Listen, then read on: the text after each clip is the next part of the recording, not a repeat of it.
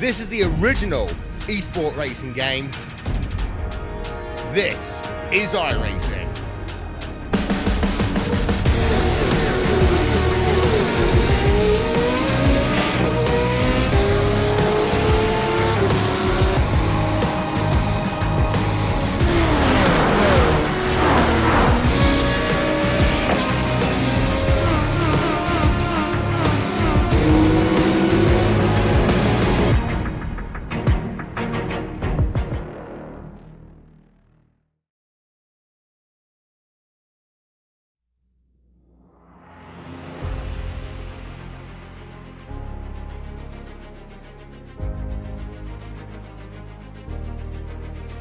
Good evening, race fans, and welcome to coverage of the Porsche Club of America Sim Racing Series, live tonight from the West Course at Circuit of the Americas in Austin, Texas.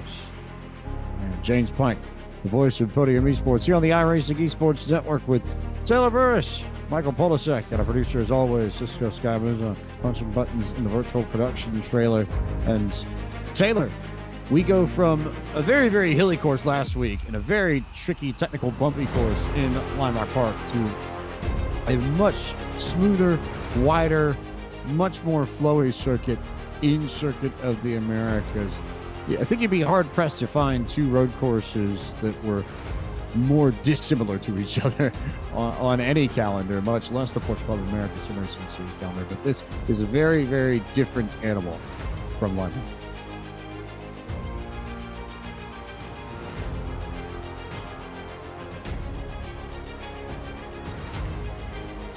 We'll see if we can get him back in a little bit, but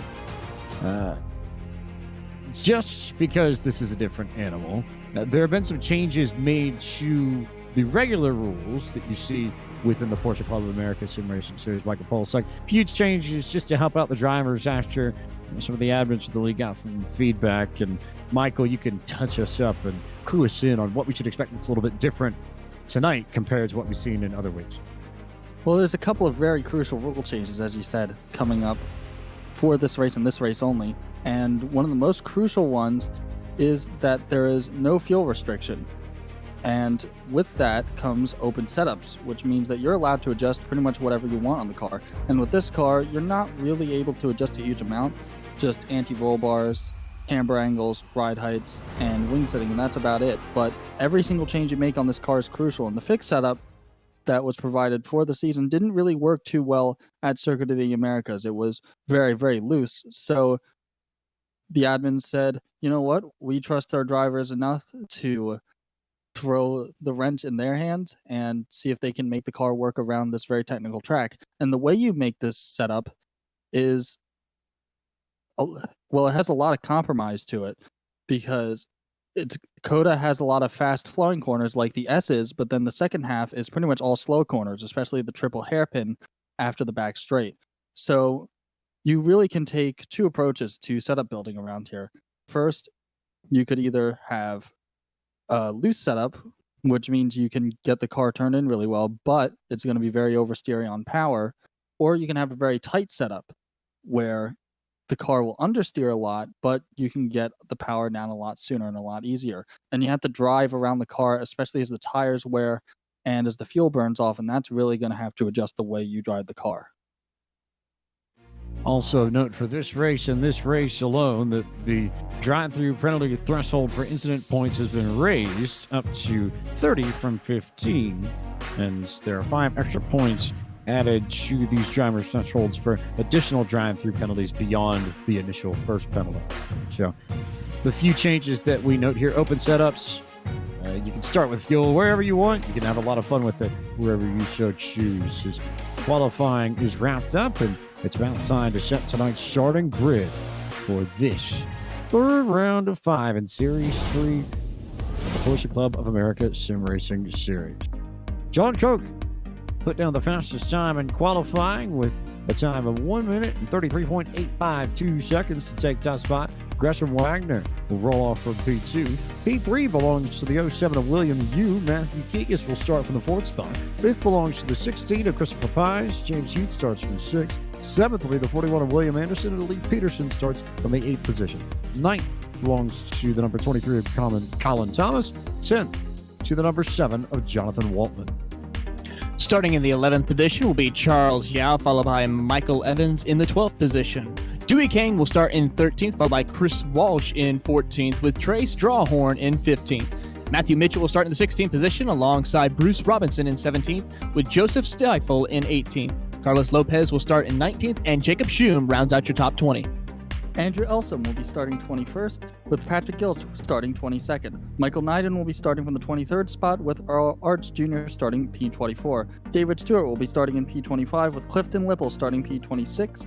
Jonathan Patterson will be starting P27, with Jonathan Schum starting P28. Trip Starkley will be starting P29, and 30th will be James Bernard. 31st, and that will be rounding out your field for tonight's race at COTA. Donald Bickley and James Pitzak, the last ones in the server if they decide to grin up and go. As we take a look at the track facts here, we're just outside of Austin, Texas, as you saw a little bit earlier on our Google Maps flyover. Not too far away from the Lone Star State Capitol, the home of keeping things weird, of the University of Texas in Austin, the Longhorns, who are the inspiration for Daniel Ricciardo's helmet this weekend for the United States Grand Prix, which will be run at this very Circuit of the Americas on Sunday afternoon. But this is the West course that we run today. It's the first half of the lap that you would run on the main course, maybe the first third and the final third. You get part of the S's, then you come right back right into the stadium section at COTA. The distance on the West course is 2.60 miles, 4.184 kilometers, 18 turns here, running in the afternoon. It is just after 5:20 local time on iRacing Day, May 15, 2019 in Sim. 77 degrees Fahrenheit in the air, but 107 degrees Fahrenheit on the track. It is going to be a very slippery surface that these drivers are going to have to work through over the course of the evening. Very glad to have all of you along for the ride here with Podium Esports coverage of the Porsche Club of America Sim Racing Series here on the iRacing Esports Network, and we should be in for a very entertaining hour of action after so much happened last week. William Leveche running into trouble, Gresham Wagner coming away with a victory.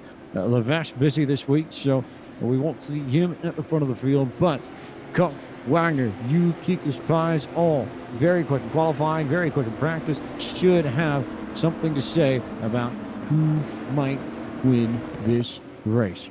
Glad to have you with us, ready for the green, waiting for that flag to unfurl, and we are underway with racing at COTA. And John Cook will lead this field up the hill and up to turn one for the first time, with Wagner in a hot pursuit. And then Kikis there with you as they all fan out to turn one, and we'll see how they all squeeze and sneak through and make it. Looks like they're all going to get through in one piece, as Cook already has a gap of about maybe 3 to 4 car lengths or so as they come down the hill into the S's for the first time. Single file as they swerved left and right through the S's. No one making a move to move up a position at all. Everyone making it through nice and cleanly as they head in. As they all sweep their way halfway through the S's, and then they pop right back out and come back onto the back straightaway here at COTA for just a little bit, and then they turn right into the stadium section. So you cut out the back end of the lap here, you cut out the back half of the S's and that hairpin way on the far end of the circuit, and then all over the place you go as you go right through the middle of Circuit of the Americas, back to the stadium section, and then back towards the turn day to disassemble replica section, and back towards the main straightaway as we look at the 913 of Lee Peterson. Going back up to the front here, it looks like John Coke and Gresham Wagner have already started to pull a gap on the rest of the field. Matthew Keek is still hanging on in there, as I think this top three trio right now is putting good pace on the other points of the field. And the driver strategy right now is just try and get used to the car from the low fuel loads that you're running on quality to these higher race fuel loads, adjust your braking points accordingly, and just try and save your tires and position yourself nicely for the next part of the race. It's a good question to ask, Michael, I think. Just as we open up the race here, we take a look at some of the battles on track. Pretty good one between Peterson and Udo, and then Anderson and Huth and company all back there. A lot of cars fighting with the ability to set your starting fuel point wherever you choose. Where do you think the optimal strategy is? Where do you think, especially the optimal fuel load is to maximize your runs and get the most speed out of your car over the course of this next hour? Well, optimal fuel loads, as we're seeing a very tight battle between Matthew Mitchell, Chris Walsh, and plenty of other cars behind. But as I was saying before, with fuel loads, you really only need to carry as much as you need, because fuel weighs about 6 pounds per gallon, and you really don't want to be running really extra dead weight on the car when the race ends. If all goes to plan, you really should be crossing the line empty, or maybe with 1 or 2 laps in reserve if you're playing it safe. But for car setup, I would just advise going for a safe setup with this car. It's a long race. It's an hour long, and you need the car to behave and not slip from under you, especially around these final couple of corners, because the car gets really, really light as you crest the hill, especially through that final corner and also through the exit of turn 1. So just making sure that the setup you're in, even if you have to sacrifice a tiny bit of turn in, as long as you can get the power down and use that rear weight bias to your advantage, you're going to be in good hands. As John Koch has already opened it up to a 2-second lead on Matthew Kikas. So Koch wasting no time jumping off the front of this field. Chris Bias, giving last week's winner, Gresham Wagner, a pretty good run in that number 16 machine. And then a little bit further back, you've got Huth and Yao and Thomas, and then still that group of Stiffel and Walsh and Drawhorn all right on top of each other. That might be the best battle on track at the moment.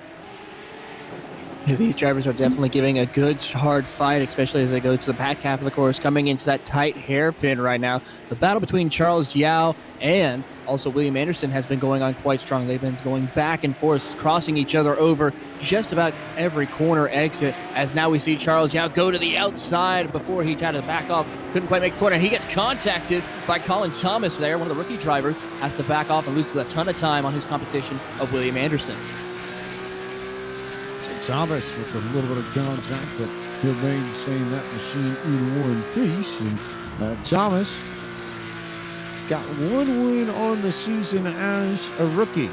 And we have the rookie class here to compete with the standard A, B, C, D classes. And Thomas was the winner of the first race at Canadian Tire Motorsport Park 2 weeks ago, looking to get back on track tonight with a victory at COTA. Currently leads the rookie class. And if you're looking for the rookies in tonight's race, you'll note them by the little red square next to their numbers on our ticker.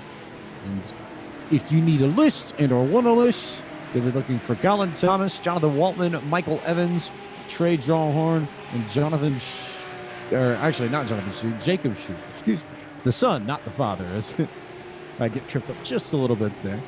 But again, very cool to see father and son racing. Usually we'd have William and Michelle Levesque doing the same, but they are literally on the move tonight, switching homes, and all of their setups are in boxes, we've been told. So we look forward to seeing the Series 2 champion back on track next week at Watkins Glen.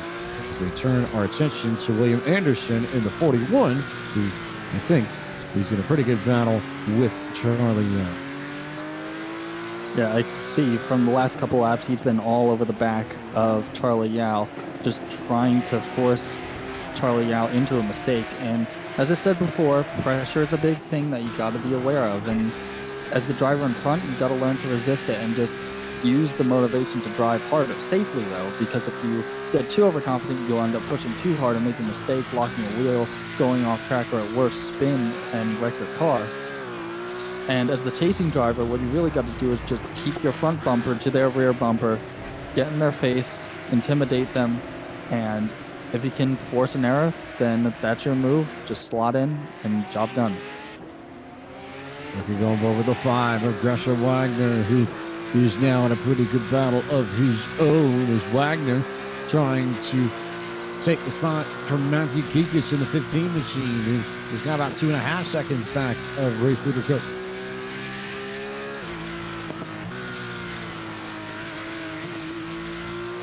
Wagner not having the best of starts, losing 1 position to Matthew Kikis in the first couple of laps, but it is an hour race, but with no pit stops, you can't really out-strategize your opponents. You just got to settle it all out on track. So Wagner's got a bit of work to do, especially if he wants to catch up to John Koch, who is currently waltzing away from the field right now. Gap at 2.6 seconds, and who knows what's going to happen to that gap over the course of the race, especially as lap traffic starts to become a factor.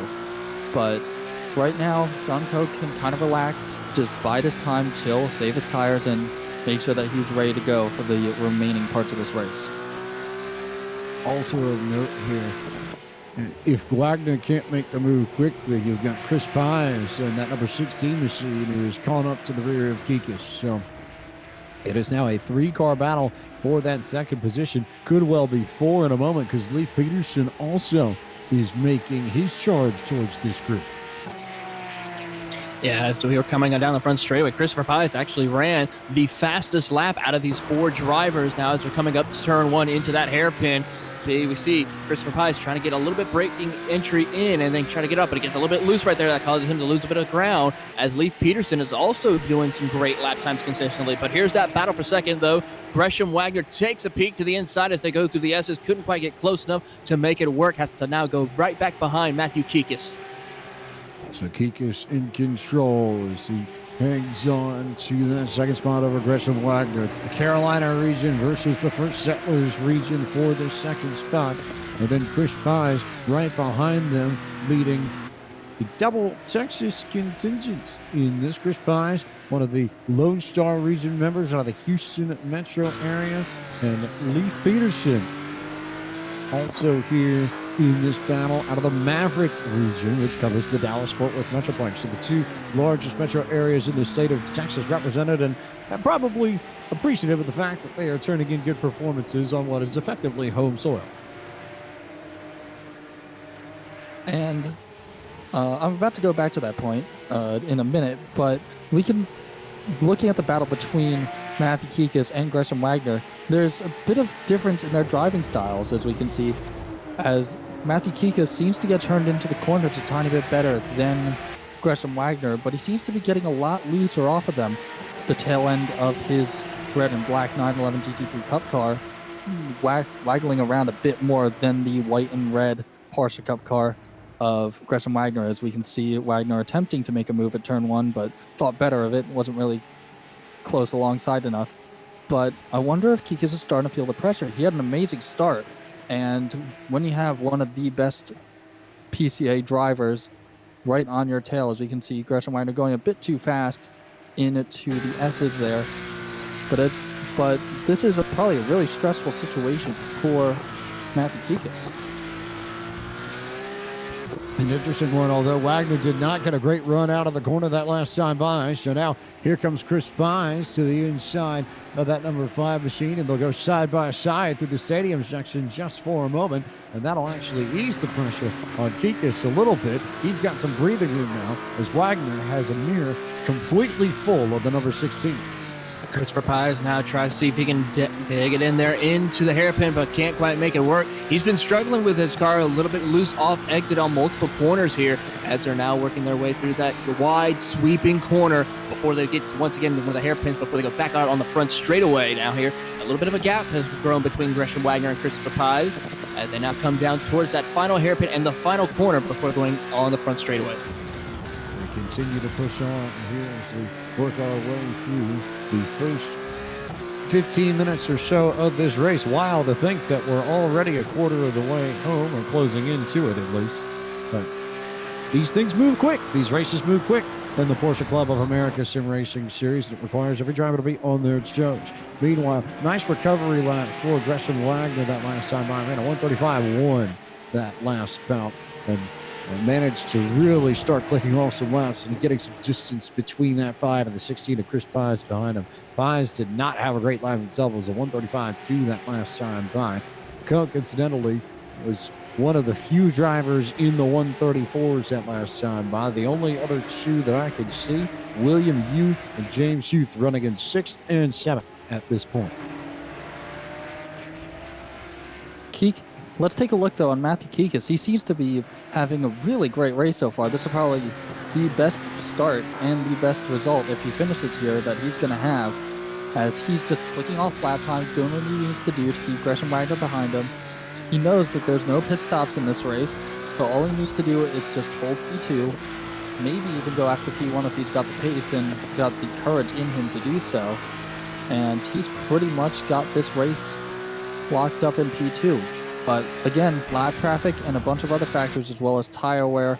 Maybe if you didn't do your homework, you might accidentally underfuel, and that might involve some emergency fuel saving. We don't know exactly what's going to happen just yet, but it's going to be very exciting to find out.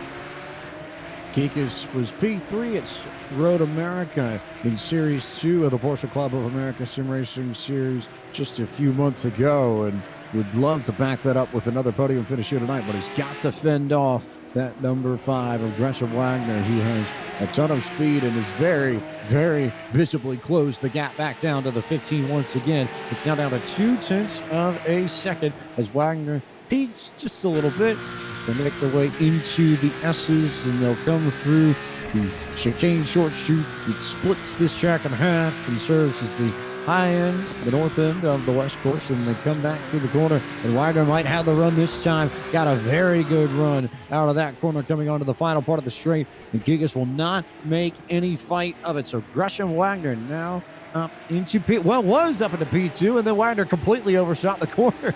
So Wagner had P2, and then Kikas got it back. And makes me wonder, Taylor Burris, if you're Kikas, is your best strategy right now maybe not necessarily to try and outright race Wagner, but just to make him push and make him burn up his tires now so that he'll have really worn tires at the end of this race.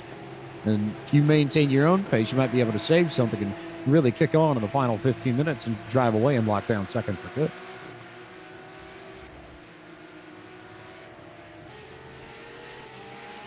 Well, as I was about to say, Yeah, maybe Michael, you've got to take on that. As I was about to say, sometimes it's best just to do that. Just kind of chill, bide your time, and just let the carnage happen around you. And Matthew Kikas is doing just that. He's just, again, putting in really good laps, having a really good race so far, not making that many mistakes at all.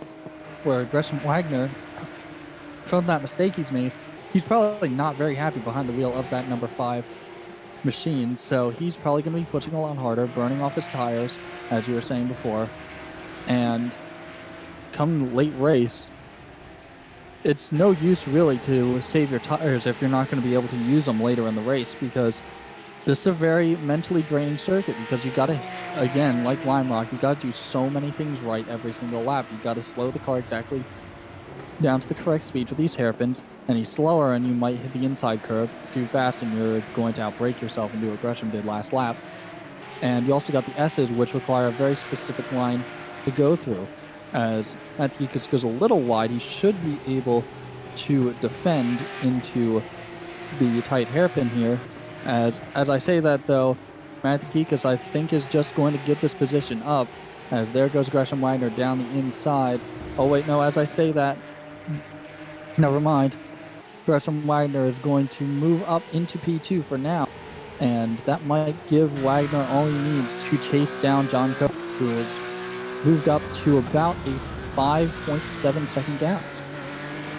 Up to a strict second gap almost for Kokas. Wagner locks down P2 and doesn't overshoot the corner this time. So Wagner to second, Kikas back to third, Pye still in fourth, Peterson still in fifth. Other good battles on the racetrack. Charlie Al, William Anderson are pretty close together, as are Michael Evans and Dewey Kang. Also, we'll make note of the fact that both Justice Stiffel and Trey Drawhorn have gone off and spun, and they are now racing side by side with one, or not quite side by side, but next to each other on the scoring charts. Drawhorn currently running 21st, and Stiffel running in the 20th position, and relatively close to one another as well. Only about maybe a second or so between those two cars. And right in front of them actually is a good battle between Andrew Ellison, David Stewart, and Carlos Lopez. They're all going to be battling out side by side as Carlos Lopez goes way too deep into turn one, causing a big pileup and contact right there with Trey's Drawhorn right there. His car goes end over end, rolling, lands back out on his wheels. And unfortunately for him, I think his night will be done here at COTA. Jawhorn had absolutely nowhere to go on that. They all just locked up going into that first turn up the hill, and he was just in the middle of the apex, was minding his own business, and one car came down right on top of him, Carlos Lopez, the 18, and made sure that Jawhorn was not going any further than that. So Jawhorn to pit road to get that car fixed up. Lopez currently sitting in the 20th spot, and still the good battle between David Stewart and Andrew Elsom, as I think that might have been Lopez again, or actually no, it was Joseph Stiffel who was shot in the corner. So a lot of drivers struggling on corner entry within this part of the circuit. And that's the other thing that you also really need. You need a lot of composure and also a bit of luck on your side as well. Unfortunately, Trey Drawhorn, there was nothing he could have done to avoid that. Just being in the wrong place in the wrong time. And sometimes your races end just like that. But very good driving by everyone to eventually sort themselves out after that little altercation, as they're going to continue battling down the hairpin. Stiffel taking a really tight line, unfortunately just not getting the run he needs to overtake Andrew Elsom in the 981 car.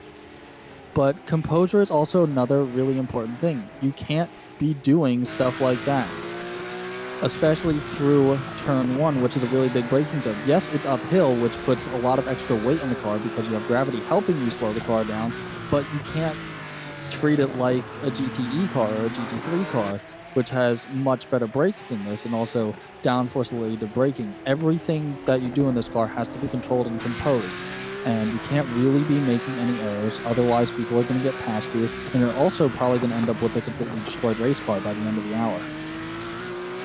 So we'll leave that Chicago region versus Peachtree region battle and slide to another one. William Anderson, currently in a very good fight with Charlie Yao.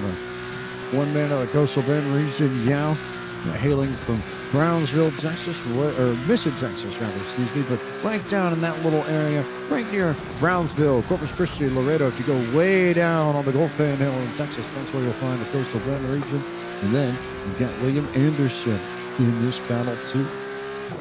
Yeah, as they're coming down the front straightaway right now, Charles Yao is trying to find any which way he can to get back to the back bumper of William Anderson as they dive into the hairpin of turn 1. Anderson gets a good run, but Yao's late into the braking zone, was able to get a nice recovery to try to gain some time. But with that corner exit, with Anderson taking it a little bit safely through there, is able to pull a bit of a gap as they come off corner exit. As they continue to push on and make their way through the first half of tonight's race of the Porsche Club of America Sim Racing Series here at Circuit of the Americas. We'll take a moment to remind you all that tonight's setups for Series 3 of the Porsche Club of America Sim Racing Series are graciously provided by Tana McCullough, setups for iRacing. Join the setups for iRacing Discord server for quality iRacing setup.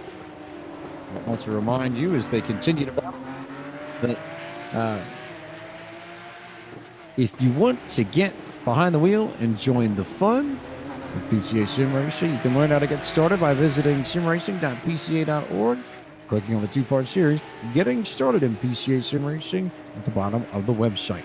Visit pcasimracing.org for more information. And as it looks like, there's a battle going on between the 07 of William Yu and the 12 of James Huth. Huth currently just on the back bumper of William Yu as they work their way into turn 1. James with the big dive into turn 1 as William Yu goes wide. I think he probably outbraked himself, but Yu is going to have the preferred line going to turn 2. They're going to get pretty close to each other, but Huth is just probably going to be able to make this work. No, he isn't. He's going to get a tiny bit loose, and he's going to have to slot back into line as Yu and Huth continue to battle and try and chase the cars ahead of him. As we can see up ahead of lap traffic starting to take into effect as Leif Peterson breezed past, that is Donald Binkley in P27. So this is now where the other variable of the race comes in, lap traffic. And if he can work with the lap traffic, try and be safe as possible while getting by them as efficiently as possible, they're going to be in good shape for the rest of the race. We've seen how lap traffic has shaped plenty of outcomes in the past, and it's going to be no exception here at COTA. If I didn't know any better with the way you stumbled there a little bit, I'd say you are having trouble with your U's, Michael Polisek, because I can tell you that for that incident with Trey Drawhorn, Carlos Lopez did get a black flag to come down pit road for the contact penalty, and Lopez now currently scored way down in the 24th position. So, you ahead of Heath, and then Anderson and Yao, and they're relatively spread out amongst that part of the racetrack. It's a little bit further up where you've got some Morgan battles, Chris Pies, Leif Peterson all in there, and then that Hugh Youth and Anderson group all in it. Oh, big wide run though for one car. Couldn't tell if that was black car or not. I believe it might have been, yes, James Bernard. So all Do have a little bit. yeah. Do have a little bit of a battle between the rookie class drivers of Jonathan Waltman and Colin Thomas. Colin Thomas currently sitting in that 10th position overall as Waltman tries to make the pass on the outside and then dive into the crew. The crossover move coming out of turn one didn't quite work out from as Thomas was able to pull away, but Waltman with a good head of steam goes to the apex of the corners through the S's they will now go to before making to the cutoff section on the back half of the racetrack. But Colin Thomas and Waltman have been nose to tail for multiple laps here. Not a surprise. Thomas and Waltman were together last week fighting for first and second of the rookie class at Lime Rock Park, and Waltman eventually got it. And now they're back together again at COTA, and there's also a pretty good battle right behind these two. Dewey Kang and Michael Evans are nose to tail, so a pretty good little four-pack of Porsche 911 GT3 Cup cars racing against each other as they work their way through the stadium section. Where have we seen this battle before? It is, again, Colin Thomas versus Jonathan Waltman. They've battled at Mosport, they've battled at Lime Rock, and now they're battling again here. And this is probably a very dangerous battleground, just like Lime Rock and Mosport, but for different reasons. While you do have incredibly smooth road surface, it's riddled with sharp, very tricky turns. I mean, you got the high-speed S's, and the back half with the triple hairpins. And even these final corners here can really trip you up, especially if you get on the power too early or just get a really bad run coming out of there. And also with turn one, because there's almost an infinite number of lines you can take through that corner, it's very hard to defend here. As we can see Colin Thomas attempting to defend through turn one. Is Jonathan Waltman going to be doing the crossover? No, he is not. He's going to have to slot back into the line, and hopefully Jonathan Waltman will be able to force Colin Thomas into a mistake, and hopefully for Colin Thomas, he'll be able to either resist the pressure that Waltman is applying or be able to drive ahead of him. Thomas and Waltman continue to lead this group of cars a little bit further back. And Matthew Mitchell and Bruce Robinson in a pretty good battle. The 22 and the 386 going after it for 15th and 16th on track. And Mitchell's car, impossible to miss. Something right out of the 1980s almost, with all the pink and the neon and the purple and everything. But he ran wide. I couldn't tell if he was trying to give the 386 the position or not. But I want to loop back to turn one of the point that Michael just made, just because it's an interesting little quirk of this racetrack. At most circuits, you don't see an actual change in the width of the racing line. The asphalt will usually stay the same width from one end of the racetrack to the other. Inside, outside, doesn't matter. It'll usually be the same.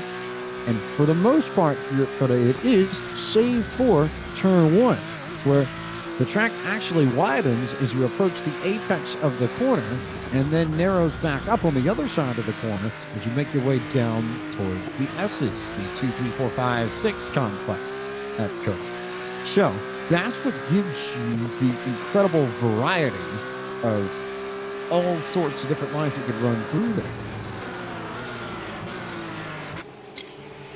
It definitely is, and we see several drivers trying to take a little bit of a different approach on each of these corners, but surprisingly, some have been able to succeed while others are been struggling.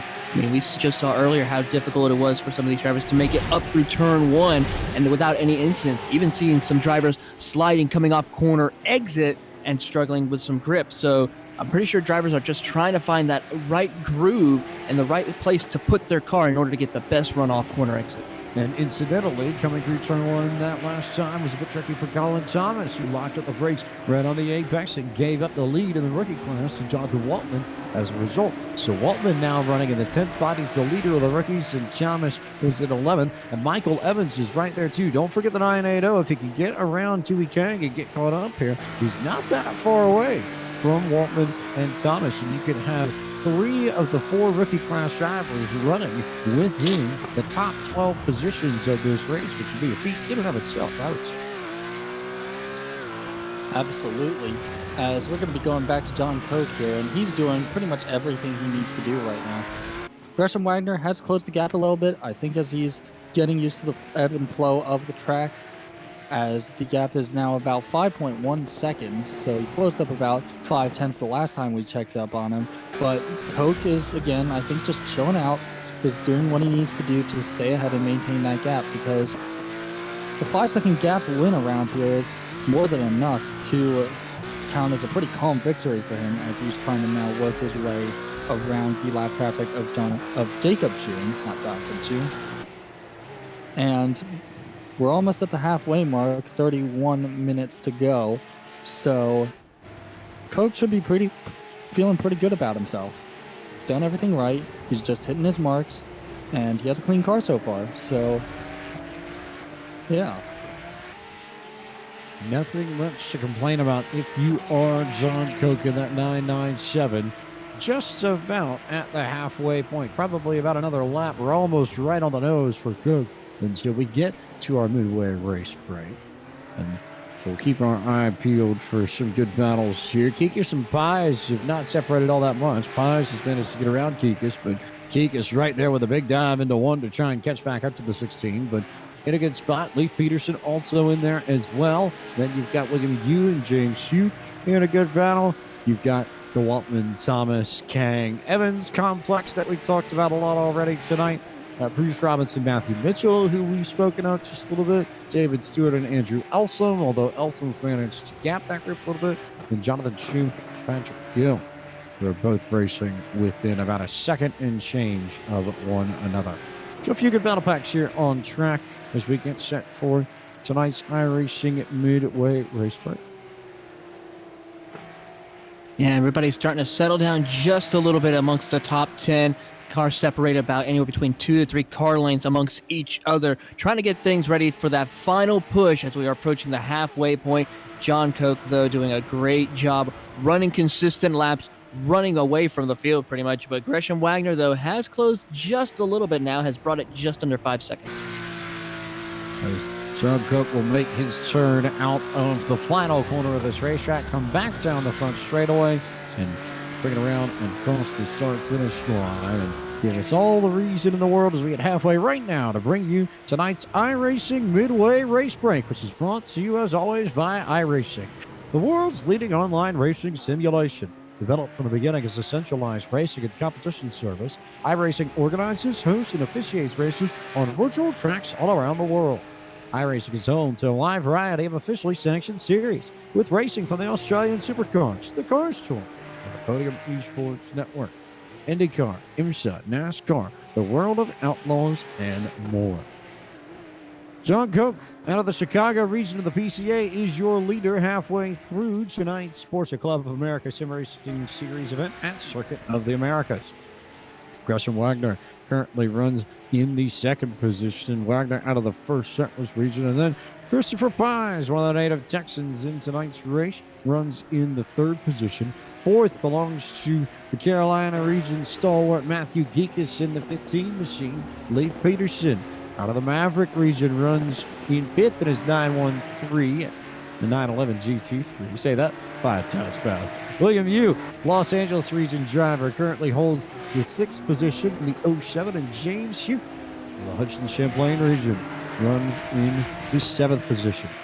William Anderson out of the Longhorn region, another Texan. Texans having a good night of the top 10 across the board. Currently runs in 8th, and yet another Texan, Charlie Yao, in the 17 machine, currently runs in the 9th position. 10th belongs to Jonathan Waltman in that number 7 car. Currently sitting in 11th, and then second place in the rookie class will be Colin Thomas, followed by Dewey Kang in that number 32. Behind them is Michael Evans in the 980. It's in 13th position, followed by Bruce Robinson in the 386 in 14th. Joseph Stiffel will be in the 15th in the 003 as he's working his way up through the field, with Chris Walsh in the 27 in 16th. 17th in the 914 is David Stewart, working his way up through the field, doing a pretty good job, as well as Michael Knighton, who's one of the drivers who has currently no incident points to him in that 18th position. 19th will go to the 97 of Jonathan Schum, and rounding out your top 20 is Patrick Gill. In 21st, we have the number 981 of Andrew Elsom. 22nd, after the unfortunate drive-through, is Carlos Lopez in the number 18 machine. 23rd is Jacob Schum in the number 56. In 24th, we have Earl Arts Jr. in the number 61 machine.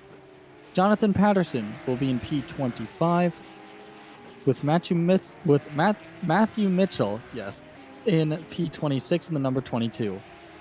Donald Binkley will be your last car out on track in a P27, and as I say that, never mind, Trip Starkley is in P28, which is actually your last car on track, and unfortunately, James Bernard and Trace Strawhorn, unfortunately, after their incidents, are out of this race, as well as Clifton Lipple, which will round out your 31 car field. And that concludes tonight's iRacing Midway Race Break. With over 80,000 drivers on the service and over 80 laser scan tracks and cars to choose from, iRacing is the original esports racing game. And for more information, you can visit iRacing.com today. I'm going to see all sorts of people in chat watching tonight's race as we say hello to the Drawhorns, the Jacobsons, some guy named Taylor Sim Racing and Gaming. Wonder who that might be, and company. But we'll turn our attention to William Yu in the 07 machine, who once again has a very, very good run going, but a pretty good battle going with James Heath as well. Him and James Hughes have been battling pretty much since the drop of the green flag, going back and forth, swapping positions. William Yu, though, doing a great job as he's trying to close that gap on James Hughes. But behind them, however, is going to be one of our drivers, William Anderson, who's been struggling just a little bit, can't quite seem to find the pace to keep up with William Yu and James Hughes as they're now coming up on the front straightaway. They continue to work their way around Circuit of the Americas and into the second half of tonight's race. Just about 25 minutes left in this third event of 5 for Series 3 of the Porsche Club of America Sim Racing Series.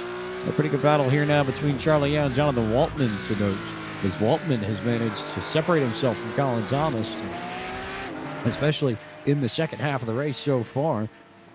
Really big. As we turn our attention back to William Yu, who's gotten into it here with James Hughes. Incident between the 07 and the number 12. And that, I think, going to give the ability for, that might be a lap car that created by Jacob Schum in the 56. But the 07, William Yu getting into it with the 12. We'll take a look at a replay and see what happened coming out of the final corner on the track. Actually looked like they might have been synchronized spins as the replay comes along here. The 12, yeah, just got on the gas too early, and then the 07 just followed suit. A little bit of monkey see, monkey do there, and both drivers getting themselves into trouble right as you come out onto the front straightaway. Unfortunately, those are things that just happen, especially here at COTA. And as I said before, that final corner is tricky. I've spun there many times myself because, again, you're going over that slight crest. And that causes a lot of issues, especially in a car with no traction control, with relatively narrow tires, and a lot of power to boot. You've got about 460 or so horsepower in this 911 GT3 Cup car. And speaking of laps, John Koch has just set the fastest lap with a 1:33.798 set about a lap ago. So he is definitely on pace right now. We watch and see how some of these drivers a little bit further back are taking off. I think the Yao Waltman battle is the one to watch, at least through the top 10. There are a few good battles sprinkled out between the teens and 20s, but coming up the field, this is probably the best battle highest up the pylon at this point. Yeah, Charles Yao currently in that number 17, holding off Jonathan Waldman, who's the leader in the rookie class, but also that last car inside the top 10 as they're coming out of the hairpin. And Jonathan Yao almost got a little bit loose. Same incident almost happened to him, like with William Yu and James Hugh. This is going to give Waldman a good advantage going down the front straightaway up to turn 1 as Jonathan Waldman now looks to the outside. Let's see if he's going to try to outbrake or at least undercut him as they come up to turn 1. Not going to work this time by as Waldman was not close enough to get to the inside of Charles Yao. They try to figure out who's going to take over this night spot outright, although Yao did a nice job that last time by to separate himself just a bit. He was just quick enough to hang on here. Waldman actually had the faster lap time of the two, but it doesn't necessarily seem like Waldman's able to gain all that much. And if he's gaining time, might not be in the right places, although there's a big slide for Yao coming into the stadium section right at the entry. So that might give Waldman the opportunity a little bit later on to get alongside and maybe work as fast as they go into the turn 8 assembly record. I've definitely heard of... Oh, and as I say that, I was about to explain this as Charles Yao finally cracks under the pressure, locks up the brakes, runs really, really wide, and I think Jonathan Waldman is probably going to be able to work it around the outside. There he goes into P9. But as I was about to say, like, if you're Jonathan Waldman, now was the time to strike when Charlie Yao locked up, overheated his tires, and these tires really stay hot for a long time, like at least 3 to 5 corners or so, and during that time you pretty much have no grip, or at least heavily reduced grip, and that makes you vulnerable to more mistakes like that. And really, the best drivers will sense that blood in the water, and that just gives them the invitation to pressure their opponents more and more and more until they finally crack and they can get the move done on them. So the pressure gets to Charlie Yao, and Jonathan Waldman takes advantage to jump up into ninth, though he hasn't necessarily gapped the 17 all that much. William Yu and James Heath still in that really entertaining battle for 6th and 7th. Those two have been pretty closely linked together all night, but we'll turn back to the 23 and the 32. Colin Thomas and Dewey Kang, these two have been pretty closely linked all evening long. Michael Evans also in there as well. If either one of these two slip up as they enter the stadium section. As they enter the stadium section right now, Evans was able to get a good run through that that hairpin right there, entering the stadium section to close the gap between him, Kang, and Colin Thomas, who is still leading this pack of cars as they're working their way coming out of the stadium section. And we still see Colin Thomas doing a great job of holding his line, getting good runs off the corner exit, but Dewey Kang has been putting the pressure needed to keep that fight going strong. Maybe Kang and Michael Evans that may go to war in just a moment, because it seems like Kang, especially through 8, isn't getting the greatest, or the turn 8 complex, shall we say, isn't getting the greatest of runs, but does a nice job through that stretch right onto the front straightaway, and will inch ever so closer to the number 23 machine. But turn 1, have a feeling that might be the one that changes everything. Remember, that's where Thomas locked up the brakes and lost the spot to Waldman earlier on in this race. You know he's going to try and do that again, but he drove way, way wide and nearly came back across Dewey Kang's front bumper. And just like that, the 32 is now all over the rear bumper for the 23. I'd imagine that was definitely a Code Brown moment for both drivers involved, because they were on a trajectory to hit each other, but good last-minute saves by both of them to keep the cars out of each other and keep racing. Colin Thomas, though, he must be kicking himself for locking up into turn 1, because he's just let Jonathan Waldman, who is now in P9, just walk away from him. And he's definitely going to have to do something now, because there's only less than 20 minutes left in the race. Again, anything can happen in these final 20 minutes, but if he's going to have to do something, it's got to be now. Getting close to it. Getting very, very close to it here as we remind you as we work our way towards the final 20 minutes of tonight's race. Actually, within the final 20 minutes already. that the Porsche Club of America hosts over 3,500 events annually across North America.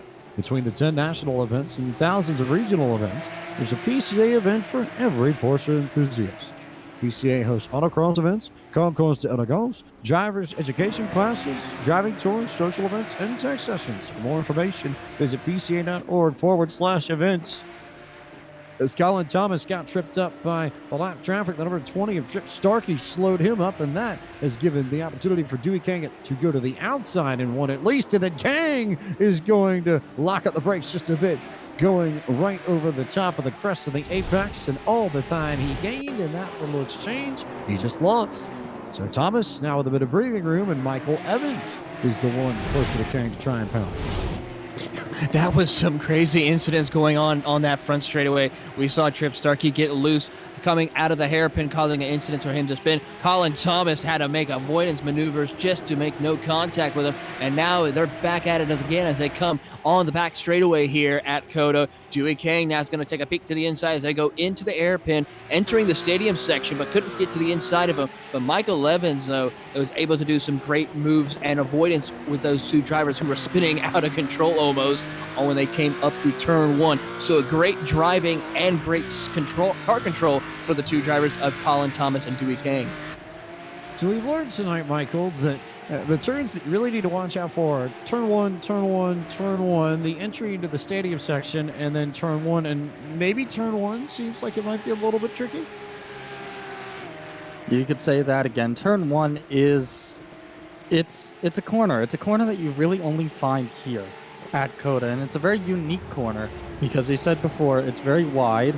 There's plenty of lines through it, and it's also exceptionally tight, and it's very, very hard to see the apex into the corner until you're practically on top of it. The A-pillar and also your limited field of view don't really help from either of those. So it's a matter of just mentally memorizing where the apex is. And also with the uphill leading into turn one, you can use the extra traction provided by gravity to slow down your car a lot more. You can put in a lot more brake input than you would as per usual. But again, you've got to be careful because eventually that uphill is going to end in a crest. And if you get things wrong, if you brake too late, then you're going to go over that crest way too fast. And if you're on the brakes at any point during that point, then you're going to spin or lock a wheel or worse. It's that transition up to the top of the hill that makes it so tricky. And the fact that the apex is right on the crest and not sort of on an incline as you go up the hill. It's right on the top of that plateau. And that's what makes it so tricky because it changes the amount of load the car can handle under braking. You've got, as you talked about a lot tonight, Michael, as you go up the hill, all of that force helping you a little bit, making it a little bit easier to get loaded up or slowed up on the brakes. And then when you get right to the top, all that force that the track is putting on the car falls away as it levels out. And all of a sudden, you thought you had enough brake in, and then you get to the top of the hill and you've got way too much brake in, and you have to counter and overcorrect. And that sends and has sent a lot of these drivers sideways through the apex of turn one more than a few times tonight. I think pretty much turn Evans still the best battle on track up at the front. A little bit further back, good battle between the 97 and the 914, David Stewart and Jonathan Shue, table doors.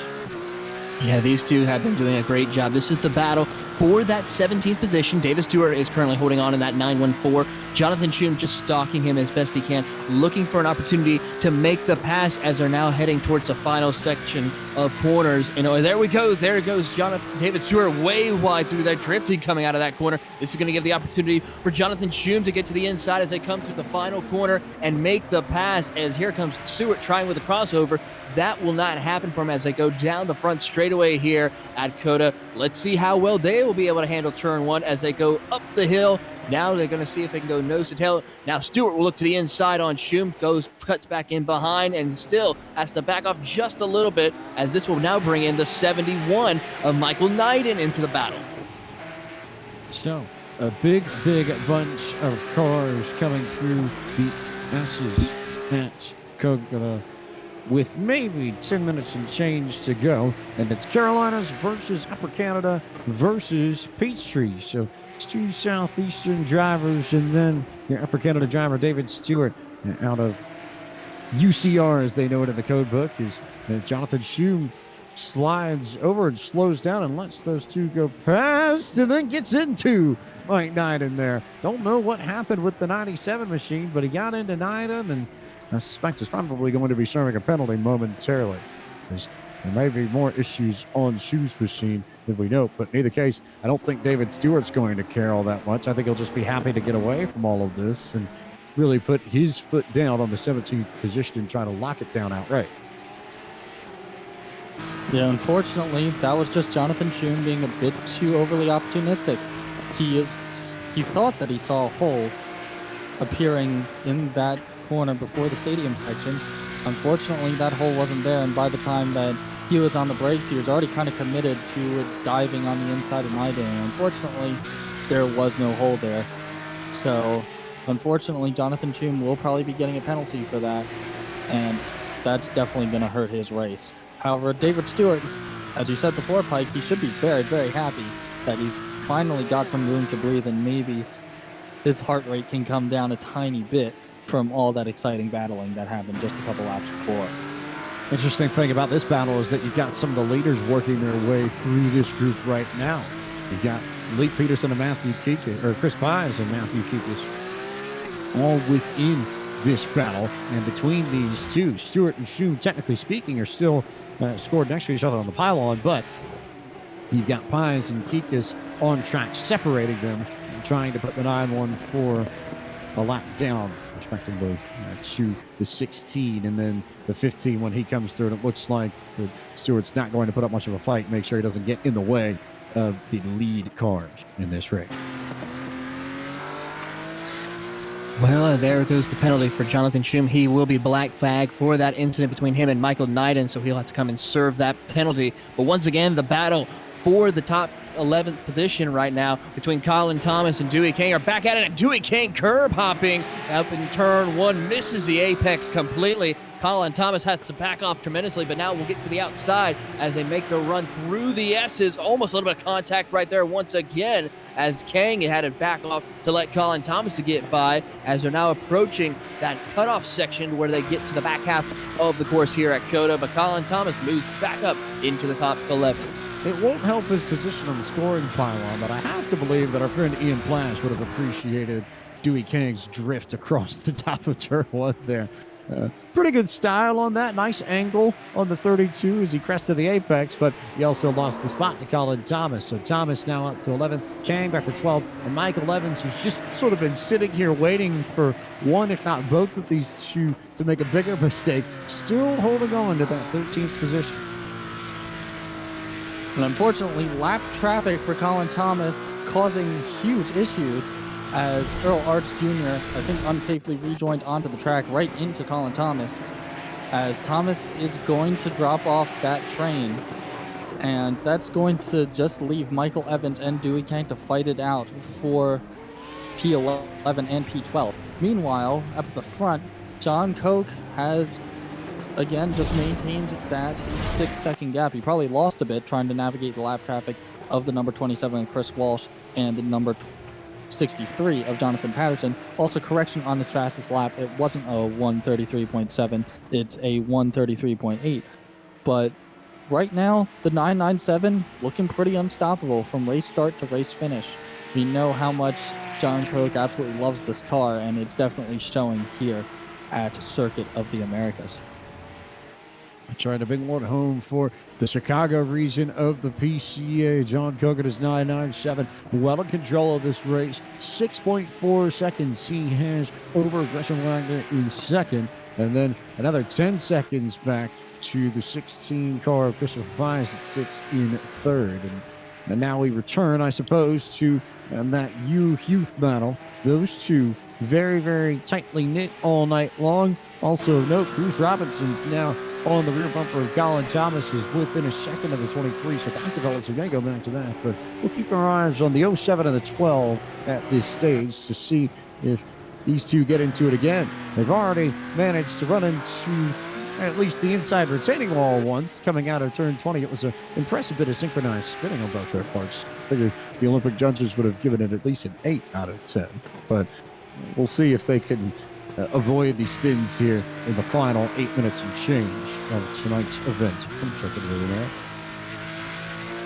Yeah, they're now approaching the cutoff section here on the back half of the course here at COTA as they're going down the back straightaway. James Hughes doing a great job trying to keep in the tire tracks of William Yu as Yu ran up 34.83 compared to James Hughes 34.81. So they're both running identical or similar lap times here at COTA, but it seems like Hughes is having a little issues trying to get the car powered down on corner exits, while Yu seems to be struggling on the corner entries, sliding the car just a hair. They both make it through that corner just fine as they're now approaching the second half of that long sweeping corner. The long, triple, almost quadruple apex corner here at Circuit of the Americas, which is essentially the inverse of Turn 8 at Istanbul Park in Turkey. That's the real-life corner that corner was modeled on when Circuit of the Americas was built in the early 2000s and opened in 2012 for the 2012 United States Grand Prix. Wow, to think that we're approaching Grand Prix number 7 at COTA here this weekend. But times move quickly, times change, and it's almost time for this race to wrap up and for us to giddy up on out of here. But don't worry, because we've got more action coming up for you this weekend on the Podium Esports Network. First and foremost, the iRacers Lounge Podcast Oval Series will take to the track from Darlington Raceway. The Class B stock cars, the Class C trucks going at it on the same track in multi-class oval racing this Sunday night, November 3rd, 8:30 p.m. Eastern on twitch.tv/Podium Esports, and then back here on the iRacing Esports Network and twitch.tv/iRacing and the iRacing Facebook page Tuesday night for round 3 of the NASCAR iRacing Pro Series from Richmond Raceway as we continue our quest to determine which 20 drivers will advance into the 2020 eNASCAR iRacing Series. Broadcast will start at 8:45 p.m. Eastern Time this Tuesday, November 5th. You can find that all over iRacing social media channels. So, a lot of options to go to. You'll find Sunday's broadcast at the Podium Esports Twitch channel. You'll find Tuesday's broadcast at the iRacing Twitch channel. You'll find this broadcast and all broadcasts of the Porsche Club America Sim Racing Series right here on the iRacing Esports Network. So, plenty of places to go to see iRacing action. Plenty of action that you'll get the chance to see over the next week. Still, you and Hughes are the closest battle on track, though Dewey Kang and Michael Evans are also there. David Stewart and Elson also having a good battle on 17th and 18th. Yeah, these drivers are trying to give it everything they got left in the tank and on their tires as we're approaching the 5.5-minute mark here. Watching that battle between Dewey Kang and Michael Evans as they're now the only two. It's starting to pull away just a little bit as they're going through that triple apex corner here as they're not coming off the corner exit. Michael Evans struggling just a little bit. Can't quite seem to keep up with Dewey Kang, who's been running a little bit smoother now after that incident that he had with Colin Thomas early on, and is now running a very smooth race as they close in on the final 5 minutes. Just about 5 minutes to go. How about right about now? 5 minutes exactly left on the clock. As these drivers will have maybe about 3 laps and change, 3 or 4 laps. As Colin Thomas is going to get a penalty here for an unsafe re-entry onto the racetrack. So a decent night beginning to slip away from the 23s. And now behind Michael Evans, so third in the rookie battle, and Jonathan Waltman, who we've not said much of since he got up to ninth, but Waltman in strong control of that rookie battle now. He's well clear, and he's got about 20 seconds on Michael Evans, who's the next rookie car in line. So Waltman really just needs to run 3 clean laps, and he'll be in good shape to pick up another win in the rookie class in this round of the Porsche Club of America Sim Racing Series. The same could be said for John Koch, the possible overall winner of this race, as he works his way past the lap traffic of Joseph Stiffel in the 003 car. He's currently chasing down Colin Thomas, and all he has to do right now is just not lose about 2 seconds a lap due to lap traffic, and he will be fine. As we're going to be going back now to the battle between Huth and William Yu, as Huth has begun to lose a bit of time from William Yu as they are currently working their way onto the back straight, now going into the stadium section, and Huth is running out of time. William Yu is probably in the better position here, as I think both drivers now are starting to crack under the pressure of crunch time, because especially in the last 3 minutes, especially when there's crucial points of the line, you tend to get a bit more nervous, a bit more desperate, make more rash moves, and at the same time, you got to stay composed. You got to suppress your natural instinct to start to slightly panic under these final 3 minutes of racing. You just got a tiny bit more to go. There's so much on the line, and you just got to stay calm, keep a level head, and that's what's going to get you through the end. I think the interesting thing here to note is just how easy it can be for these drivers to make mistakes on the very, very end of this course. That final corner where you and Hugh both had their synchronized swimming spin earlier, and then up here at turn 1. Very, very, very tricky spots to navigate. Even though we've only got 2.5 minutes left in this race, it'd be very easy for these drivers to slip up and hand the other spot.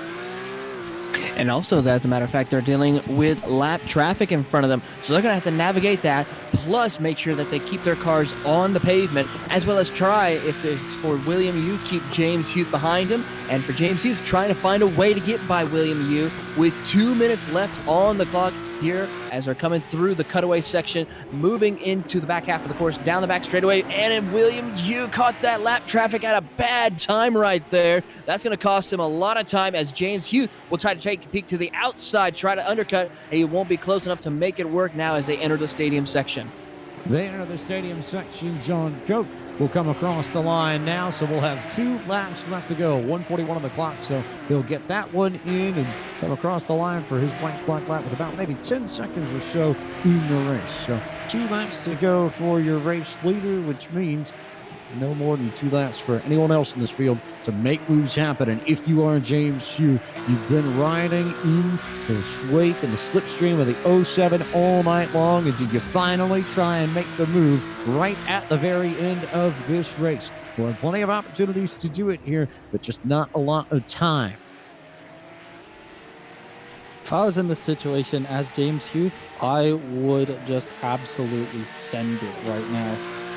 Just possibly one final last-ditch move, exercising just a tiny bit of caution to make sure that you don't completely dive bomb them into turn 1, but you got to be aggressive now. And if that involves maybe a tiny bit of use of the bumper, then by all means you kind of have to do it, because it's crucial points of the line. This could mean championship implications, and this could probably be the difference between finishing 5th and 6th in the championship or something like that. And really, realistically, Hughes is probably going to have maybe one more attempt to pass William Yu. Either it's probably going to be either at the final corner, turn 1, or maybe this entry into the stadium section. White flag for John Coke this time by 9 seconds on the clock. So Coke's going to get one more lap out of it here. Looks like the rest of the field that's at least a lap down going to wrap their race up right about now. So Robinson may have one more lap. He was the first car 1 lap down. So it looks like everybody's going to have one more crack at this as John Coke works his way down the hill into turn 2 and 3 in the S complex for the final time. John Coke been doing what he's been needing to do all night long. Run consistent lap times, stay out of trouble, and keep the car on the track. And this is what happens. You can bring home the checkered flag and give a great points night, especially with William Levesque out of the race here tonight due to the fact of some moving circumstances. He will be able to get big points to try to close that gap between him and Levesque. He has now entered the stadium section for the final time here at COTA. Working around lap traffic is the 997, and he really just hasn't had any competition at all this evening, as the only fastest lap in the 133s. There's a 133.8 that Cook ran, and no one else has been close. I've seen 134.0s, 134.1s, but all eyes on John Cook in the 997. He works his way out of the turn 8 complex for the final time and comes through the last 2 corners all on his own to bring home the hardware back to the Chicago region of the PCA, as John Cook makes his way to the final corner, comes across the start-finish line, flashes the lights, and wins the 9th round of the Porsche Club of America Sim Racing Series from Circuit of the Americas. absolutely incredible win from John Koch, as we're now going to go back on board between probably the most heated battle all night long, as I think the 07 just has 2 corners to clear. He just has to take these nice and easy, and he will have P6 in the bag. 1 corner done, 1 more to go. And as long as William Yu just hits his marks, James Youth is going to have absolutely nothing left to give, as William Yu will finish 6th and James Youth will finish 7th.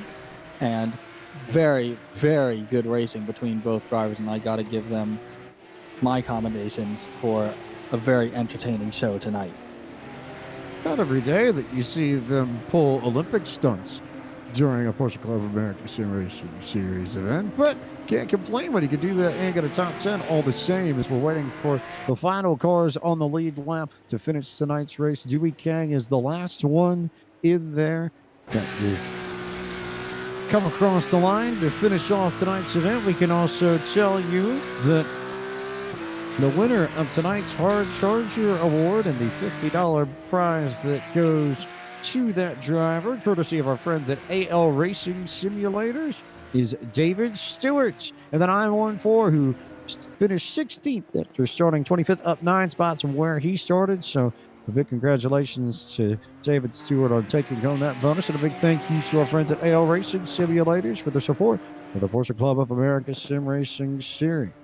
Also of note, as we look here, the Air Randigan Award, we're going to try and figure that one out momentarily, though I believe we may have the answer.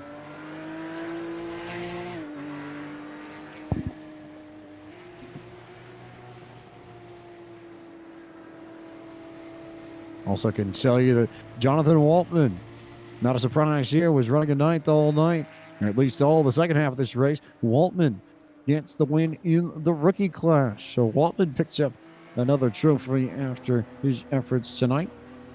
And now waiting to make sure that we get confirmation on the Air Randigan Award, the driver with the least amounts of incident points this evening. Cheering a name, but we gotta make sure we have confirmation of that name from race control before we announce the winner.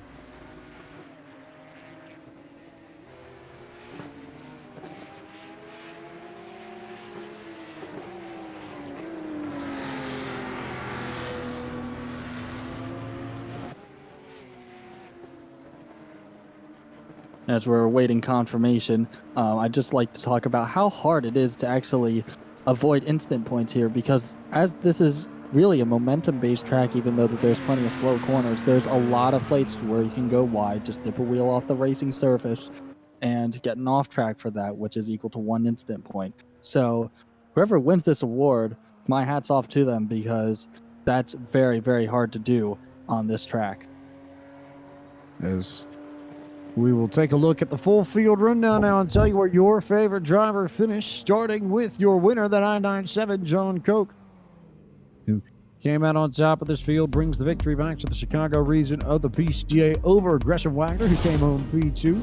Chris Pies finished in the 3rd position, your highest finishing Texan out of this field. Matthew Kikas finished in 4th. Leif Peterson, another Texan, finishes P5. 6th belonged to William Yu. James Hugh finished in the 7th position. 8th went to William Anderson, another Texan.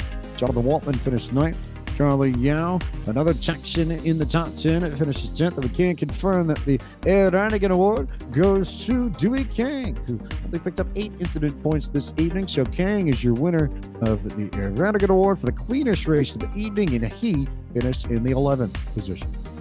The first car to finish 1 lap down in the 12th position will go to Michael Evans, followed by Bruce Robinson in 13th. Chris Walsh did a pretty good job. Steady night for him. Started 14th. He will finish in the 14th position.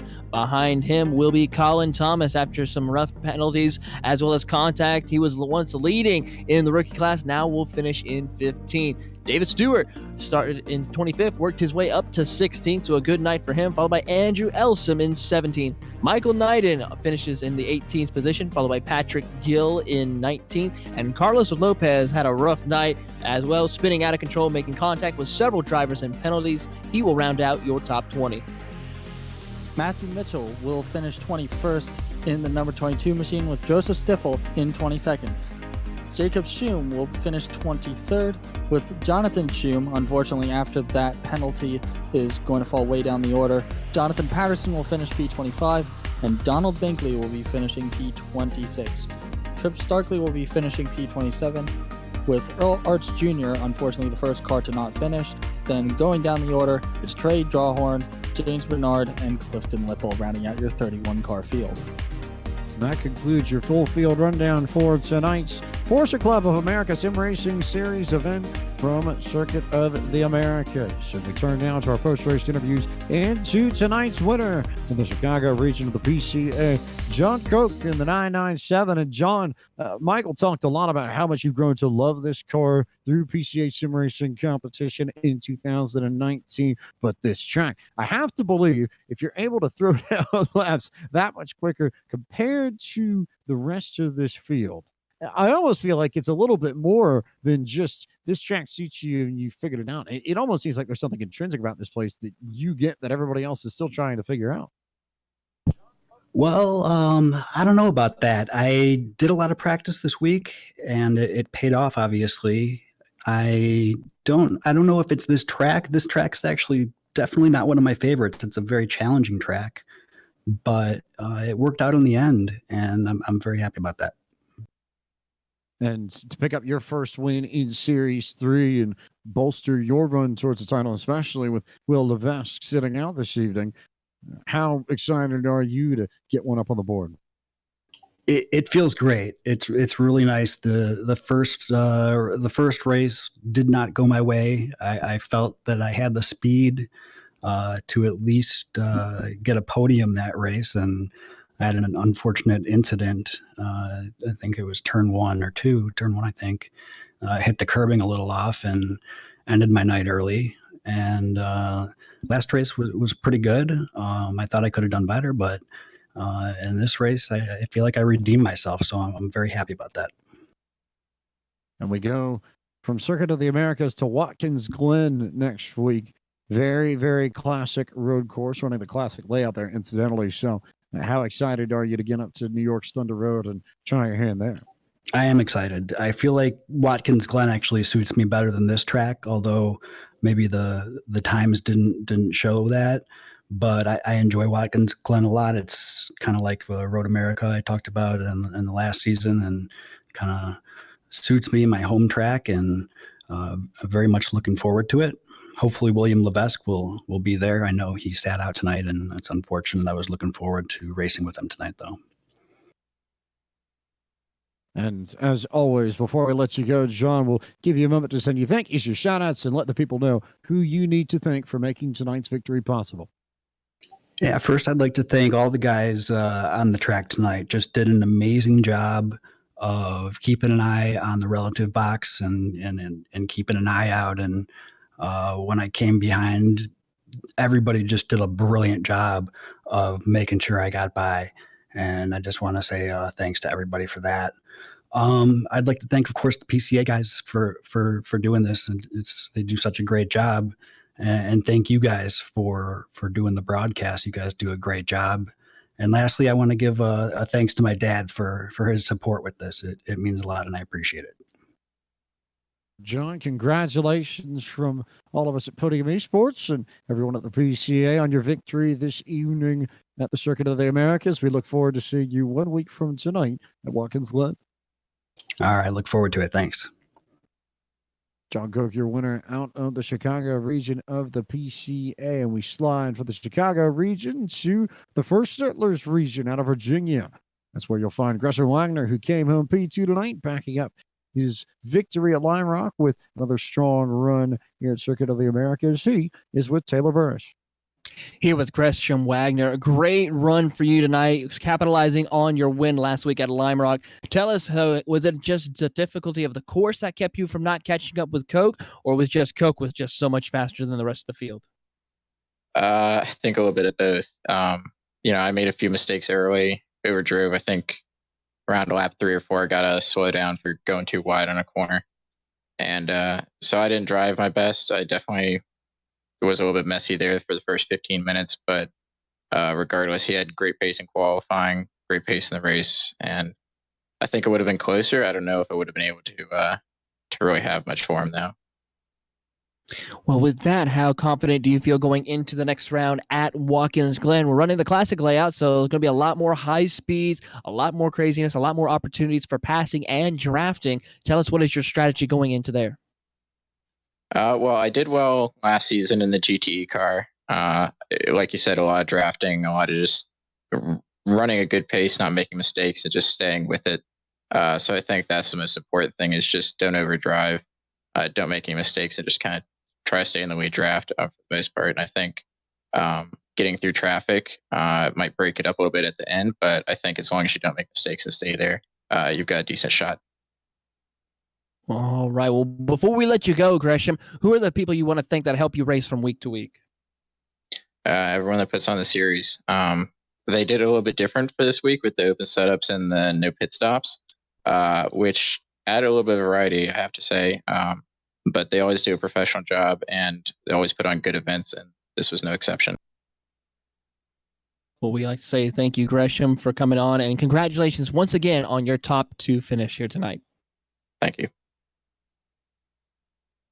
Gresham Wagner comes home in P2, and from P2, we slide to P3. That's where you'll find Chris Pines, the top finishing Texan in tonight's race in his home state. Comes away with the podium finish. It's the honor of talking to Michael Polisek. Christopher Pye probably, I think this is your best result yet in your PCA sim racing career. And what is your home track? So I'd imagine that feels pretty special. So tell us, how'd your race go, and how's this P3 feel? That was great. I really enjoyed my time out there, and despite I think a little bit of chaos in front of me on some lap cars, the race was rather uneventful, which is always good to have in racing. But an absolute blast. I definitely relied on a little bit of knowledge from real life out there, especially as the tires got a little greasy towards the end.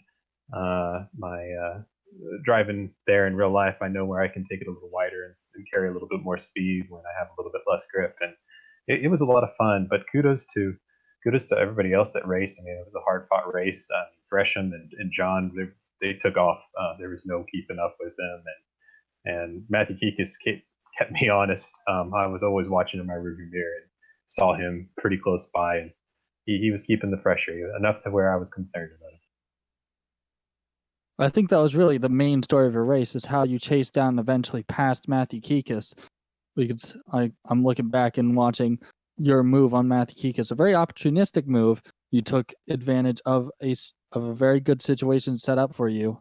Tell us, how was your battle with Matthew Kikas, and how did it evolve over the course of the race? Because it looked like for at least the first part of the race, you were definitely in hot pursuit of that black and red car, of Matthew Kikas.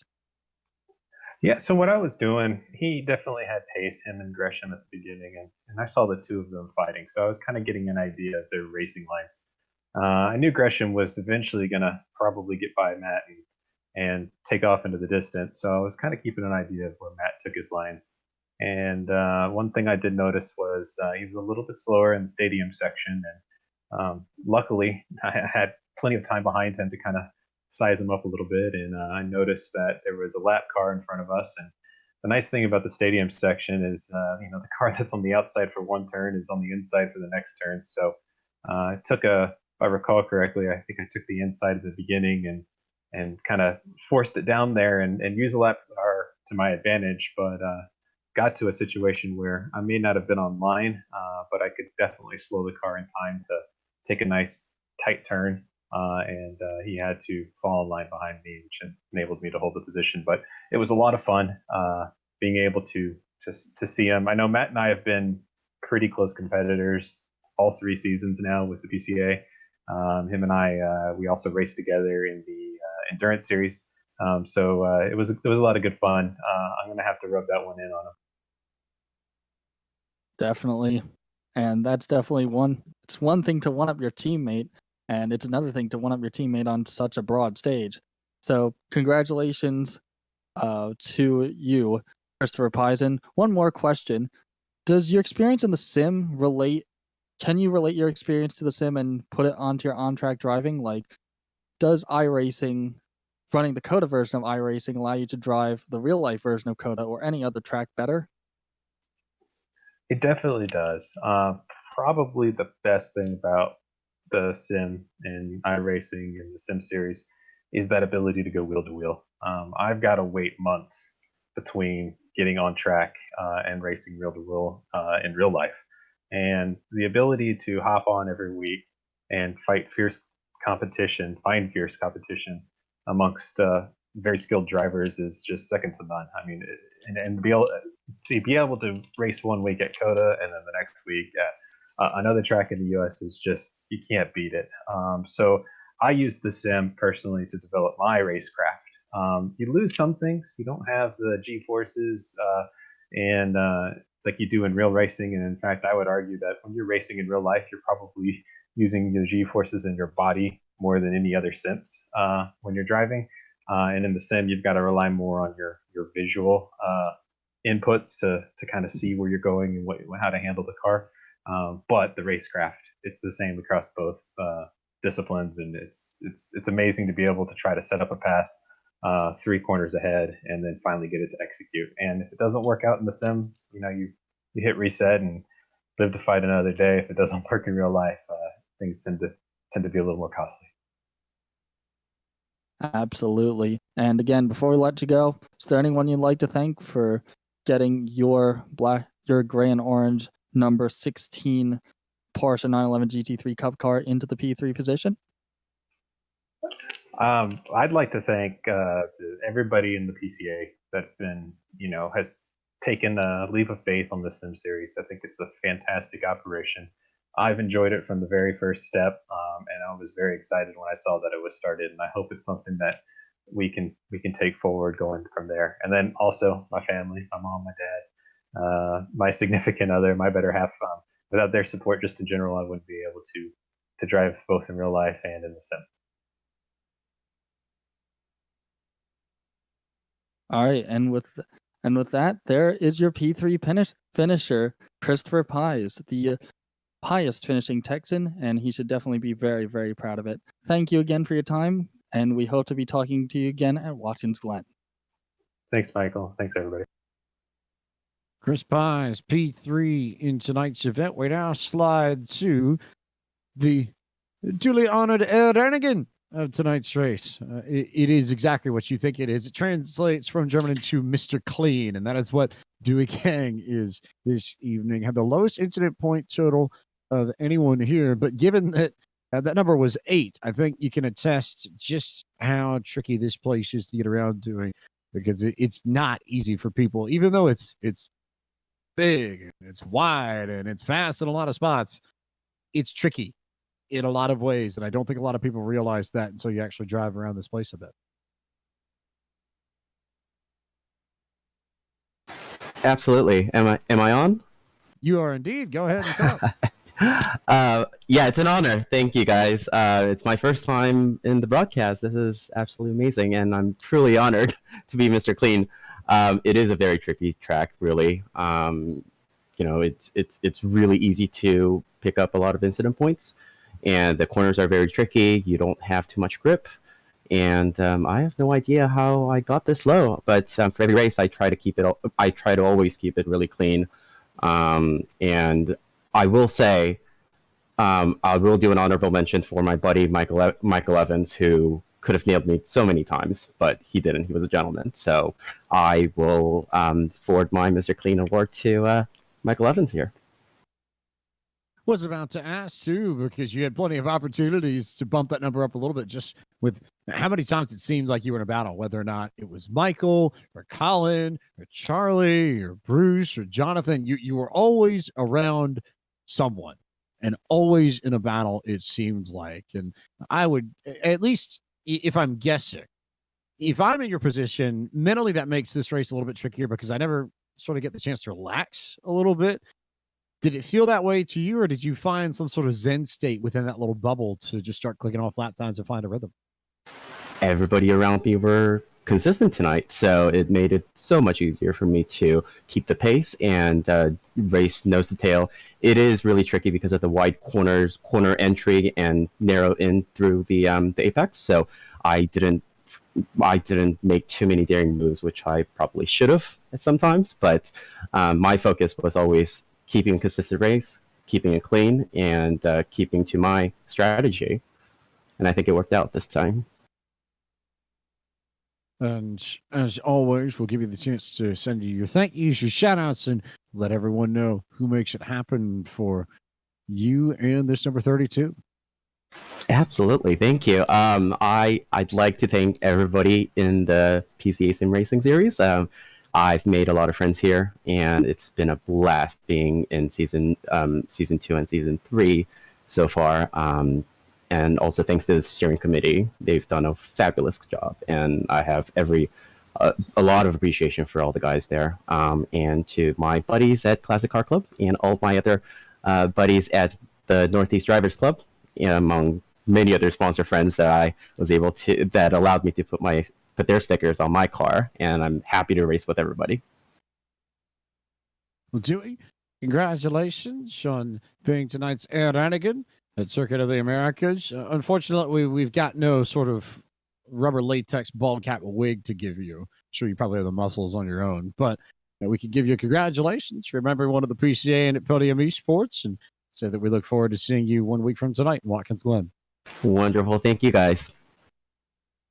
Dewey Kang, Mr. Clean tonight, iRacing, as it translates to German. And that leaves us one more person to talk to, the rookie class winner, Jonathan Waltman. He is with Michael Polisek.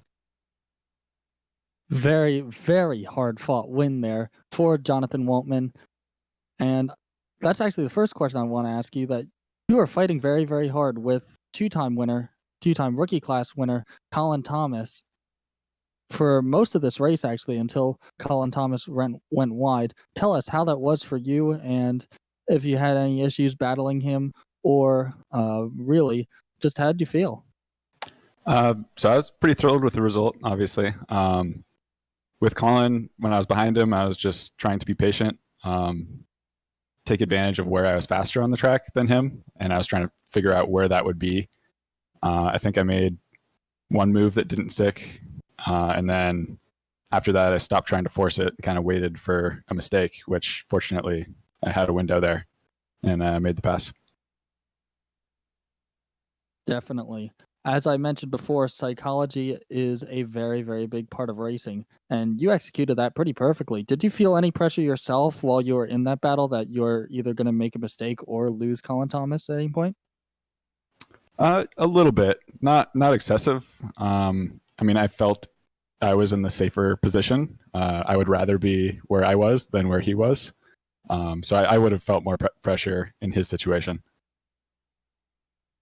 Definitely. But sometimes, especially with me, sometimes if I lose my target and I manage to get my way past the guy I was racing with, sometimes the track just seems to disappear in front of me, and it becomes very, very hard to spot your apexes. So were you really hyper focused on Colin Thomas, and when you passed him, you were able to keep your line, or did something else happen?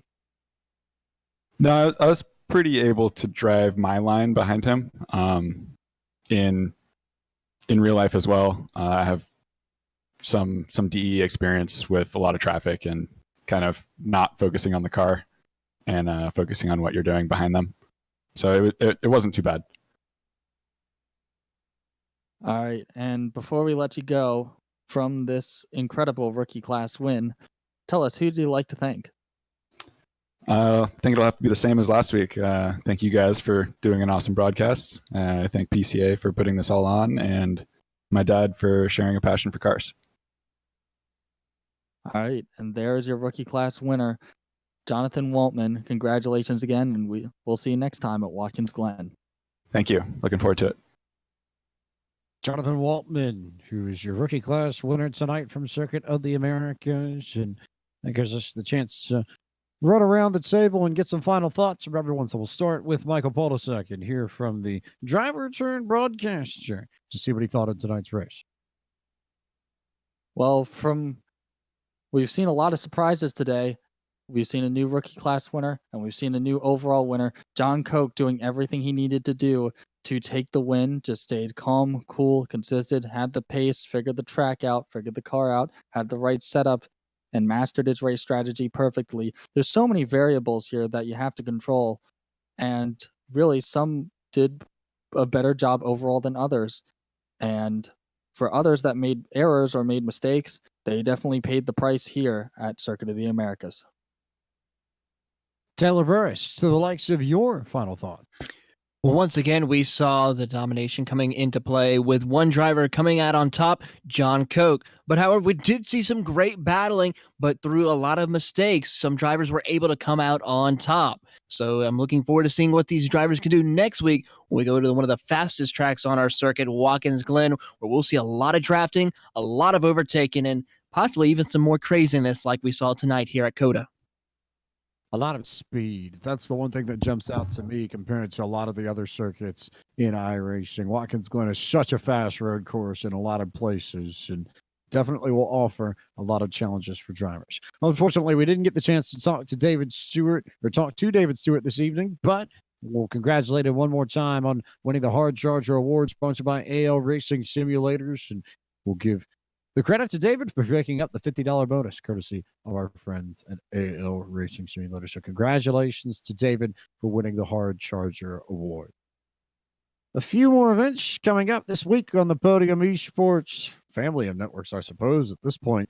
And before we get back to Porsche Club of America Sim Racing Series action, first up on the docket this Sunday night over on twitch.tv/Podium Esports. It's the iRacers Lounge Podcast Oval Series from Darlington Raceway. Class B stock cars, Class C trucks, multi-class oval racing at its finest from the track too tough to tame this Sunday night, November 3rd. Start time for that will be 8:30 p.m. Eastern. And then it's the Pro Series, the NASCAR iRacing Pro Series from Richmond Raceway as we continue our journey towards the 2020 eNASCAR iRacing Series. We'll have the broadcasts on the iRacing Twitch channel, the iRacing Esports Network, and the iRacing Facebook page on November 5th, this Tuesday night, 8:45 p.m. Eastern, the start time for that broadcast before we're back here on the iRacing Esports Network next Friday night for round 4 of the Porsche Club of America Sim Racing Series from Watkins Glen International.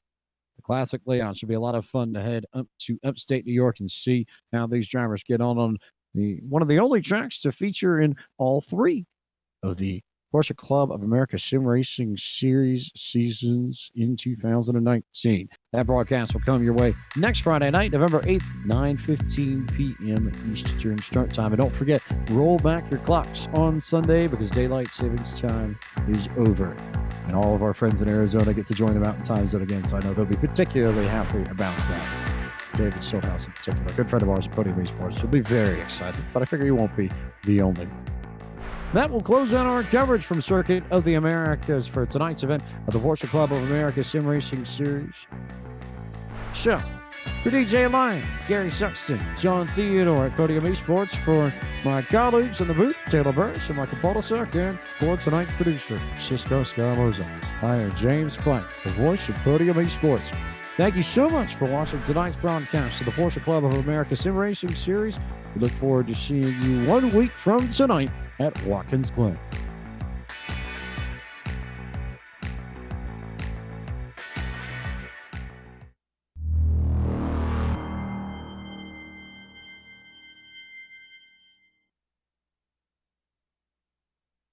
Sweet. Y'all are so worried about